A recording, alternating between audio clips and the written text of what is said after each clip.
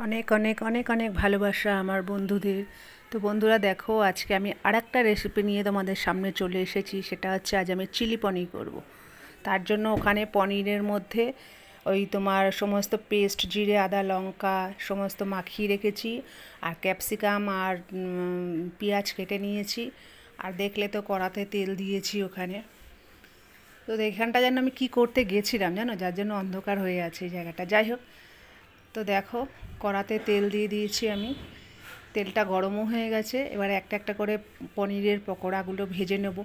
এই পনিরটার মধ্যে না আমি কি দিয়েছি জানো, জিরে আদা লঙ্কা, সরি সরি, জিরে নয়, আদা পেঁয়াজ রসুন আর লঙ্কা দিয়ে একসাথে মাখিয়ে রেখেছিলাম। আর তোমার আর দিয়েছিলাম হচ্ছে তোমার ইয়ে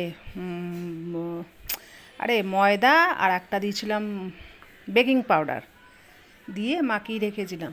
খানিকক্ষণ মাখিয়ে রেখে তার মধ্যে তারপরে এই পকোড়াগুলো এবার ভেজে নিচ্ছি আস্তে আস্তে একটা একটা করে।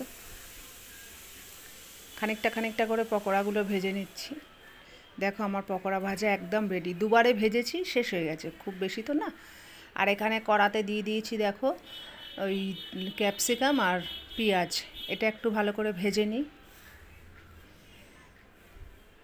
এই যে এর মধ্যে যে আদা পেঁয়াজ রসুন লঙ্কা আর জিরে পেস্ট করে রেখেছি, এই পেস্টটা দিয়ে দিলাম।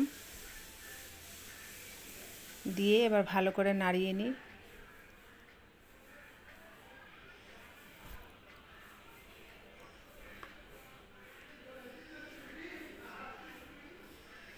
দিয়ে দিলাম হলুদ,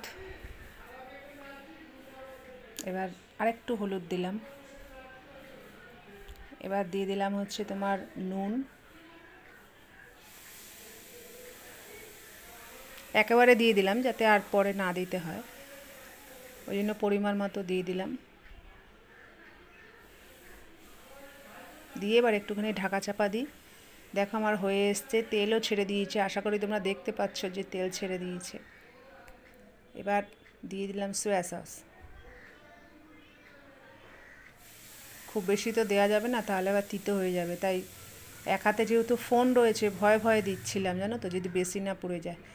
আর এখানে দিলাম টমেটো সস, মানে এই প্যাকেটটার মধ্যে যতখানি সস ছিল সবই বের করে দিয়েছি।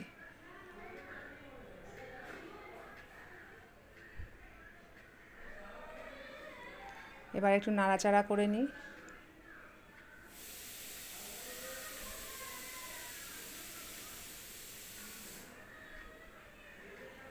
দেখো আমার পুরো রেডি হয়ে এসেছে। এবার দিয়ে দিলাম জল, একটু বেশি করেই জল দিলাম, যেহেতু অ্যারারুট রয়েছে পনিরের মধ্যে, তারপরে বেকিং পাউডার রয়েছে, ওতে তো ঝোলটা টেনে নেবে না, ওই জন্য একটু বেশি করে জল দিয়ে দিলাম।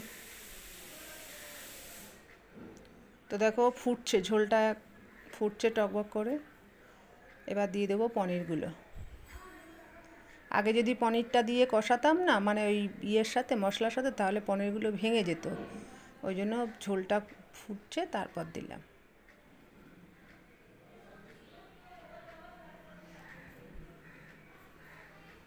এবার দিয়ে দেবো একটু চাপা দিয়ে, গ্যাসের ফ্লেমটা একদম লো করে দেবো। তো দেখো আমার রেডি। এটা হচ্ছে আমার চিলি পনিরের ফাইনাল লুক। কেমন হয়েছে জানিও। অনেক দিন ধরেই মনে হচ্ছিল যে একটু চিলি পনির করি, কিন্তু ক্যাপসিকাম ছিল না বলে আর করা হয়নি। তা আমি ক্যাপসিকাম আজকে